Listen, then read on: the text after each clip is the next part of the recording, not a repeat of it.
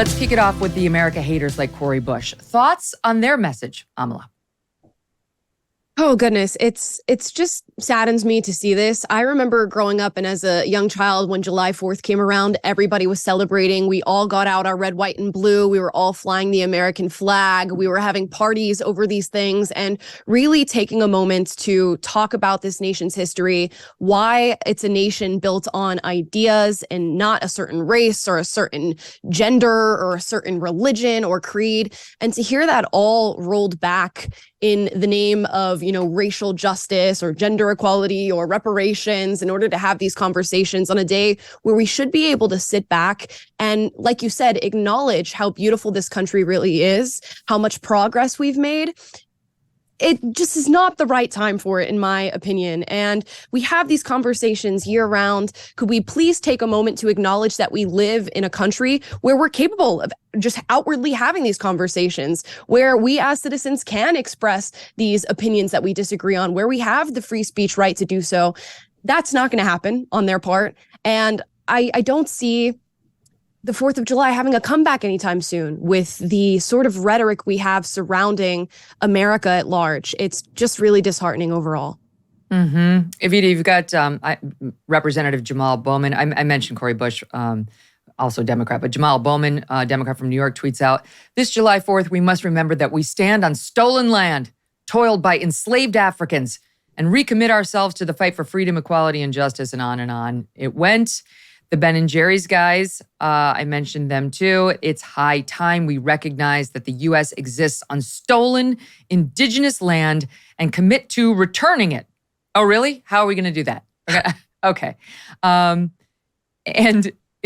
friend Joseph Massey, everybody loves him. He's our favorite poet. He's been on the show many times. They tried to cancel him, but we revived him. We refused to let him be canceled, and he's thriving now. You should go ahead and support him online on Amazon. But he tweeted out, "First, you need to apologize to the millions of cows you milk without consent. Your product is colonialist misogyny in the form of an overpriced dessert. Stop feeding people cow trauma." This is the only way forward. You have to laugh at these people. I agree. You do have to laugh at them, and they hate that, right? I mean, comedy is like their greatest enemy, right, of the left. They hate being made fun of. I like what Amala said, that this is just not the time. I'd like one break from the racial justice, from the gender queer theory and the indigenous rights and all of the American shame narrative that we're constantly bombarded with all the time. It'd be nice if we could have one day of reprieve on the 4th, that we could come together as a country and say, okay, despite our flaws, we're all proud to be Americans. We can all unite under one thing, and they can't. And I agree that when I was younger, I remember growing up and thinking America is wonderful and stars and stripes, and this is the greatest country on earth, and everybody seems to agree with that.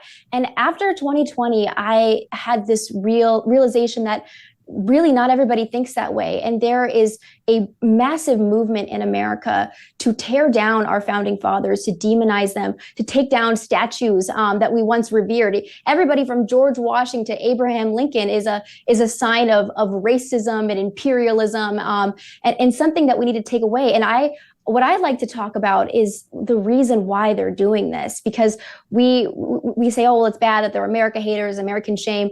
They want to create a cultural revolution like they had in China. Really, that's the reason for demonizing our founding fathers. That's the way that they change the culture, that they change our mythos and what we believe in as a country. They have to tear down our heritage, our traditions, and our history in order to create cultural change. And really, that's what's happening. And it makes me so sad because, like Amala said, I grew up thinking America is great. And then there was this 2020 disaster that happened that really made me, and I think a lot of other Americans, really disillusioned. I love how they pretend that, had the Native Americans just been left alone here and America had never been born, the United States of America, the world would be better off. Okay, really? Tell it to France. I just got back from France in 1942. I think they were really grateful for the fact that there was a United States of America and things might have gone a different way had we not been formed.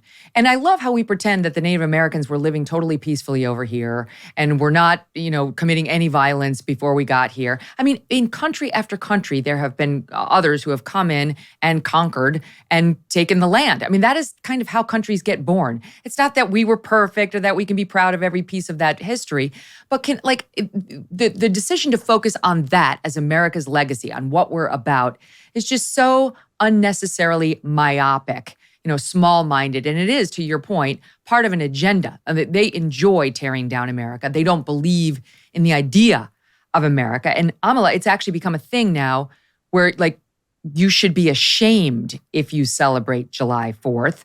The New York Times had this absurd article called "No Sparklers for These Folks."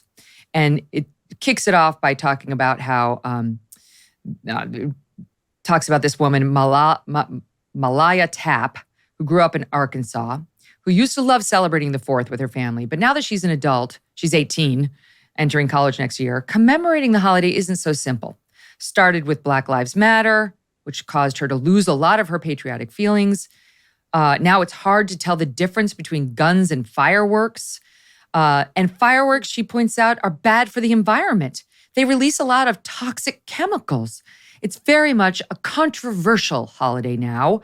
Then they go to Marissa Vivori, 29, a tech product manager in Manhattan, who writes about how the last time she celebrated the 4th of July, a few summers ago, because she doesn't celebrate it anymore, she was going off to the Hamptons, straight out of Central Casting, and she sat on the most packed Long Island Railroad train ever.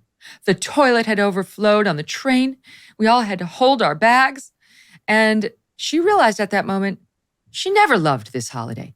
She tells the New York Times, "I remember even as a kid feeling bad for the animals during the fireworks." She also has political qualms with it. Last summer, Roe versus Wade was overturned, and that really made me less inclined to celebrate. The Times adds, even if she wanted to celebrate, she would worry about the message it sent. Oh, goodness. What does the future look like with these people in charge? I'm looking at something that is no fun whatsoever. You never get a moment to celebrate anything. You never get a moment to just simply have fun with your family. And Megyn, what that whole story points out for me is a certain lens through which this young woman is looking at the world. And it is really not to her benefit whatsoever. And it's a lens through which I used to look through.